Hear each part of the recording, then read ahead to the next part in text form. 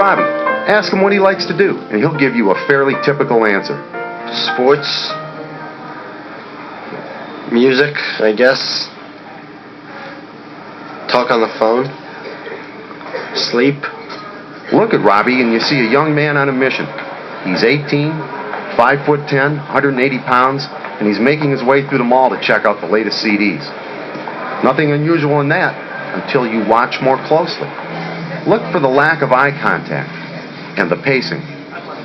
Rob oftentimes gets too close to the videos, touches the things in the store very openly without any thought that this is not going to belong to him and that he's not going to buy this and that he's actually becomes a threat to the people in the store.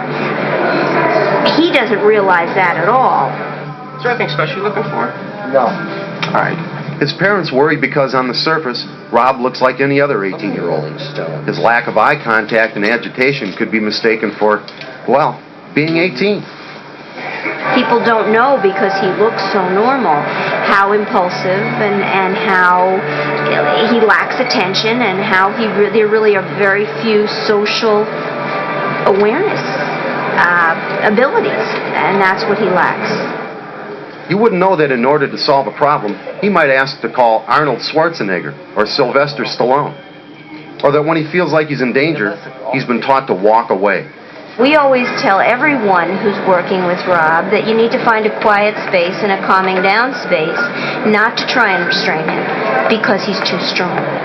And so then you need 3 and 4, you would need 3 or 4, at least 3 men to restrain Robert. And that can lead to and everyone then is very frightened and emotions go sky high.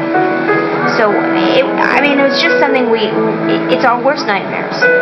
These are our worst nightmares. 5 teenage boys. 5 families who want the best for them. And who want the best for you too. The best preparation in case you happen to run into one of them. Or the thousands of others across the country who have autism. First, let's review some of the behaviors.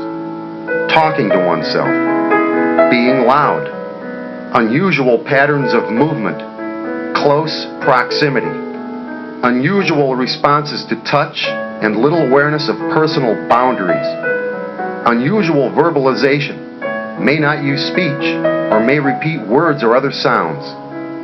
Say things out of context or recite canned responses that seem unconnected to the matter at hand. Body language may appear stilted, vocal inflection flat or sing-song.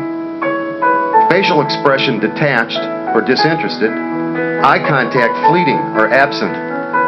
Now, what should you do? Here are some things to keep in mind. Be calm and approach in a quiet, non-threatening way. Perhaps ask the person to sit down. Use concrete, simple language. Avoid touching if at all possible. Give signals that you are not going to touch the person. Ask the person, what's your name? Where do you live? Shall we call home? Pause and wait for a response after each question. Repeat slower if needed. Nonverbal people are often taught to give an ID to a person. And it would be helpful to know the people with autism in your community. Before you leave today, think of this. Imagine you were transported to a new world where you didn't understand the language. Add to that the fact that whenever you made a gesture that was perfectly appropriate here on Earth, like maybe laughing at a funny joke, the new people just didn't get it and got very upset. And the more people got upset with you, the more confused you became. That's what the experts tell us it's like to have autism. You become a stranger in a strange land. We're asking for your understanding, your patience, and your help. Because eventually, you will meet our sons and daughters, although you may not realize it at the time.